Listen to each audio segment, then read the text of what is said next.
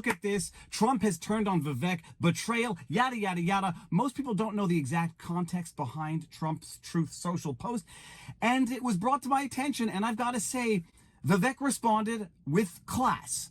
But I think even in his response, he acknowledges that he might have crossed a certain line. But for those of you who don't know, Trump was responding to two posts in particular from Vivek Ramaswamy, one of which he was posing with a bunch of people wearing shirts that said, "Save Trump, vote Vivek." And you can understand how that might irk President Donald Trump, former president, potentially future President Donald Trump. And the other was a video in which he was telling a potential supporter, don't vote for Trump at the Iowa caucuses, vote for Vivek, because if you vote for Trump, you are sending Trump to the gallows. So save Trump by voting Vivek. Here's the video. Scared of you, just they like are. They're scared of Trump. Oh, they are scared. And they will stop at nothing, but we're not going to let them get away with it. I've got fresh legs. I'm not wounded. I think they will stop at nothing to stop them. Stop Trump. It's sad, but it's the truth. It's the sad, but it's the truth. So I'm asking you to do your part, and we're going to. You know, when we can do this. We can do this. Meet people like you, young, we're going vibrant. to do this, and that's what our founding fathers were. Yes. It's 1776 moment, so I want your support at that Iowa caucus. And I get emotional. I'm emotional about this country. I need your support on Monday night. You do this, I'm going to do my part. Okay, you're picking at my shell. You are. You want to save Trump, you vote for me. I'm telling you that. You vote for Trump. You're sending He's him. a sledgehammer. No, but you're sending him to his own demise. You're falling into the trap that not only a country's falling in, that he's falling. You want to save Trump, you vote for me. I need your support at the Iowa caucus. That is the backdrop. That is the broader context. That is the political environment in which Trump sent out his tweet. So you could sort of understand the use of the term deceitful and sly. What's going on, everyone? Sauce King here today, and we're going to be talking about the drama that we have happened over the weekend. I tweeted about it a little bit. If you follow me on Twitter, you know I was following it very closely, but I decided to wait until Monday to make a video, which is today. And as you saw from the intro, that was, I guess, one of the best examples of why Trump would attack Vivek. And I agree. Like, I think it was within Trump's right to attack Vivek, right? And I think Vivek responded well to it. And that's what we're going to talk about in this video. And also how Iowa and a lot of these mainstream media institutions seem to ignore Vivek at every turn, even though Vivek is the only candidate to do more counties than all the others, do more events than all of them combined.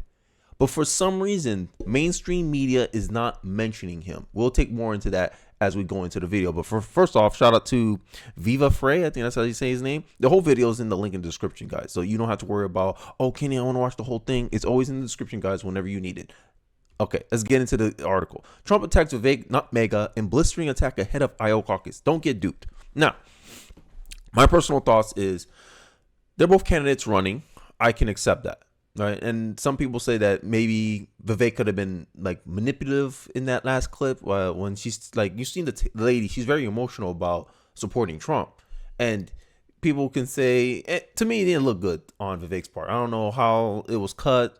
Who knows? But the optics of that didn't look good. So it makes Trump look justified attacking Vivek. But I'll also say that Vivek also put out predictions. If you saw my last video, and I'll probably link it in this video as well, Vivek makes a prediction that they want it to be a 2-horse race between an establishment pick and Trump, then legally get Trump out of the ballot, and then we left with no choice but to have the establishment pick. That is Vivek's prediction.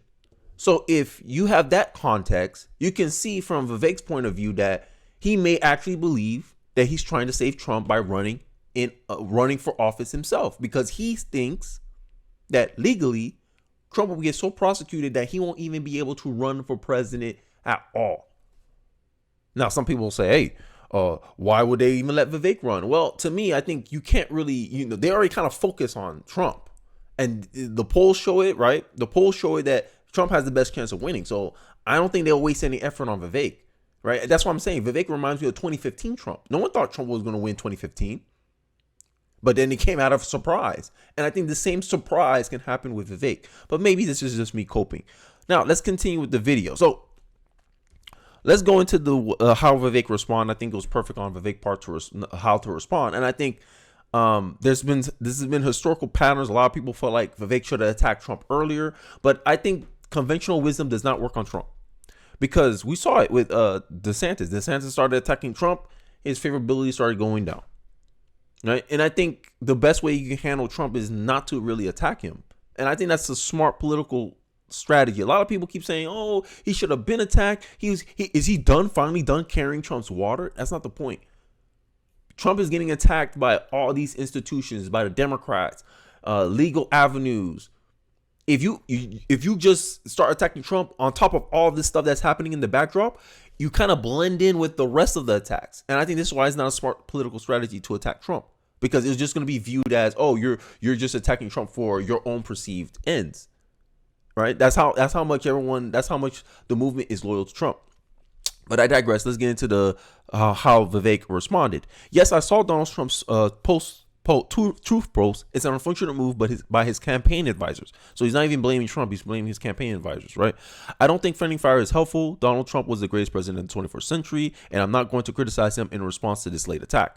So I've met thousands of Iowans across 390 events here. 390 events, but mainstream media has not mentioned Vivek once. Wow.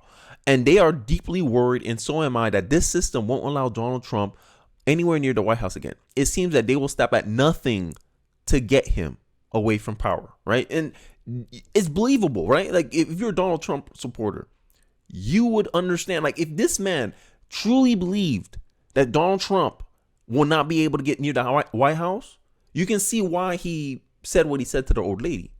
But I digress. And people are going to disagree about this. I'm worried for Trump, right? And he did look generally worried to me, but maybe I'm being duped, right? Maybe I'm low IQ. I don't know, right? Because that's the main criticism that people give Vivek supporters. Oh, why would you support a guy who couldn't win? 2015, a lot of people were supporting Trump, and they didn't think he could win either, right? I'm going down with the ship. Sorry, Vivek 2024.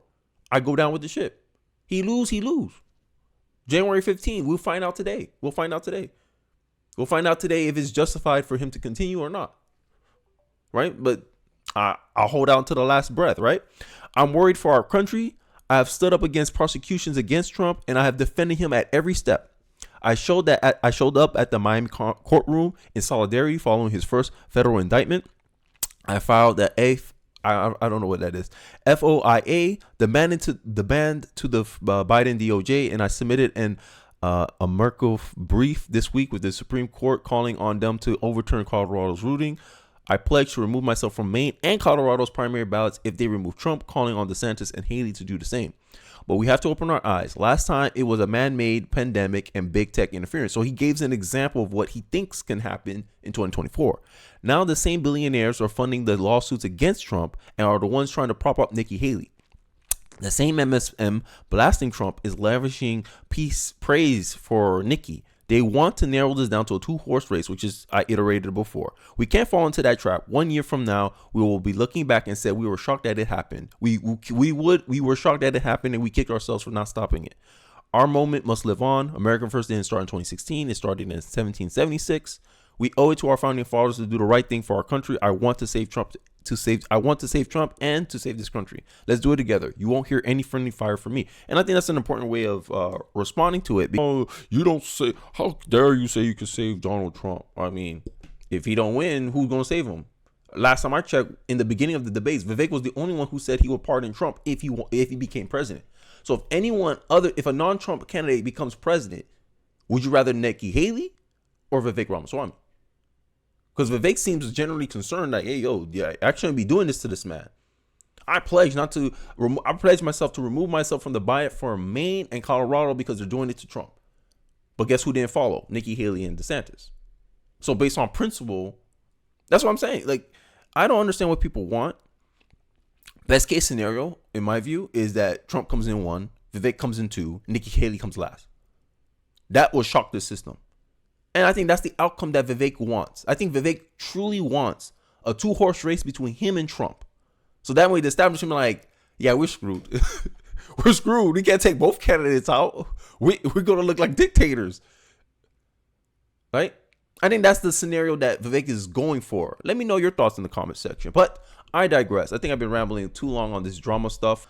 So let's very quickly, let's look at the Iowa coverage and see how people are covering Iowa. Let's take a look at CNN, and you'll notice something on this CNN clip. Let's take a look. Trump did not win the Iowa caucuses in 2016. He finished second to Ted Cruz. There's a lot to learn from those 2016 results. They can show us where former President Trump can expect to do well and where maybe there are some inroads for Haley and DeSantis. Phil at the Magic Wall with much more on that. Morning. Morning, Poppy. So there's never really a perfect analog, but you can certainly look back at the key areas of 2016 and get a sense of what people are looking for tonight. This is the map right now. It is all light gray. It is not filled in. That's because we haven't started counting votes yet. We're about to. It's the best time of year. It'll happen this evening. But as we look towards this evening, we've seen all of the polls. We've seen all of the public appearances. We've seen all of the surrogates out talking. What about the votes themselves? Did you notice? Yeah, they didn't mention Vivek not one time, right? A man that has done 390 events. And they have out there a guy called Asa Hutchinson, who no one has even heard of. Man hasn't even made it past the first debate. But they have that man on the infograph. But they don't have Vivek Ramaswamy on the infograph. The disrespect from mainstream media. The disrespect. This is insane. It seems like Elon Musk is supporting Vivek now, right? And this is something that's been a bigger concern with a lot of Vivek supporters, such as myself, is that we feel like there's a rigged factor. And don't get me wrong, it's not just because I'm a Vivek supporter that I notice that it seems like the polls are a little rigged. Is that Nikki Haley seems to have this second place support, like the mainstream media is projecting her to come in second over DeSantis. And many people are like, yo, this lady had to cancel events. We saw no one nowhere. Look at the crowds Vivek is able to pull in, but you have Asa Hutchinson on the infograph instead of Vivek Ramaswamy. The disrespect. So here's an example of like people saying that the polls are being rigged against Vivek, right? My guess is Vivek will far exceed the polls where the voters are counted. And I truly believe that. I think, you know, this is like not a psyop. I don't know what to call it, but I just think it's a like this is what I've been my main criticism of mainstream media and media in general. Is that these people, mostly liberal bias, right? Most journalists are liberal, most liberal profession in the world. They're trying to put out this perception that, oh, Vivek is not even a consideration. Oh, we don't even want to talk about the guy, right? And I think this is one of the reasons why Vivek stopped pushing ads on mainstream media and media in general. Is that he's just like, no, I'm just going to go directly to the people. Because he's giving himself an opportunity to shock the system, I will say. And this is one of the signs of optimism is that, hey, okay, you're not accounting for this guy. Okay, we'll see. That's been my whole message with Vivek. We'll see. Oh, you could tell me all the polls you want. To me, polls are lagging indicators. They're not leading indicators. They're not going to tell you who's going to win. They're going to tell you based on the day the poll was made, what was the public perception then. I'll say it's outdated information. We'll see. That's all I'm gonna say. That would be my whole thing. We'll see. So let's get into the video. It's just 50 seconds. So let's listen in a little bit, and then I'll give you my thoughts. You say you think it's resonating with Iowans. So far, the polls haven't reflected that much at all. Here's the most recent Iowa poll. I mean, Trump's where Trump's been with a big lead. But that Ramaswamy number and DeSantis and Haley have sort of swapped, has stayed about there. Do you think he has a chance to surpass DeSantis or Haley on caucus night? I don't believe those polls because a number of people that have told me that the poll, they get this poll and they're asked, who do you support, Trump, DeSantis, or Haley, and they don't even have Vivek on the poll. And they say, well, I'm supporting Vivek, and the response is, well, he's not on the poll. If you had to support these others, who would it be? That's who I've heard. That's what I've heard from a lot of my constituents. So I don't believe the polls. Iowa has delivered surprises before, so we'll see what happens tonight. You say you think it's... I kind of agree with that. I think one of the things this Iowa night is going to show, it's going to highlight how trustworthy our polls going to be, right? And I think, and we know this about polls already. There was a poll out there in 2016 that Oh, sorry guys, I'm confusing Nikki Haley with Hillary Clinton. Hillary Clinton had a 92% chance of winning. And I think right now, it's the perception today. But right now, it really going to be highlighted that a lot of polls have unintentional bias associated with these polls. That now these people have to be very meticulous on how they poll people, right? Like this, I forgot this guy's name. I think he's He works for Congress in Iowa. He talks about how some people are saying that they don't even get an option to pick Vivek. They only get other, right? And they categorize other, and they're like, oh, look, other. And then everyone's like, yo, who's the other? Everyone obviously is thinking Vivek, because Vivek is outworking everyone. 390 events? Come on. Just yesterday, I think this man did 8 events. People were following him on the campaign trail. Like, the fact that the mainstream media is ignoring this energy and this momentum gives me an example of, being libertarian. When Vivek talks about the media giving him the Ron Paul treatment, this is what he's talking about. So I'm not going to go through the whole thing. I was too young for the pay Move on. attention. Let's take another question, Congressman. I'll bring you in on this one. Let's take a question now from social media. Question. Imagine skipping a doctor on the abortion question. Mainstream media, guys. It's been going on for a long time. I just found an example to instantiate that. That's one thing I try to do on this channel. I try to give you some proof, some evidence of what I'm talking about. Let's take a look. Let's continue. Before we move on, you want in on this issue? They want you in on this issue. Would you like in on this issue?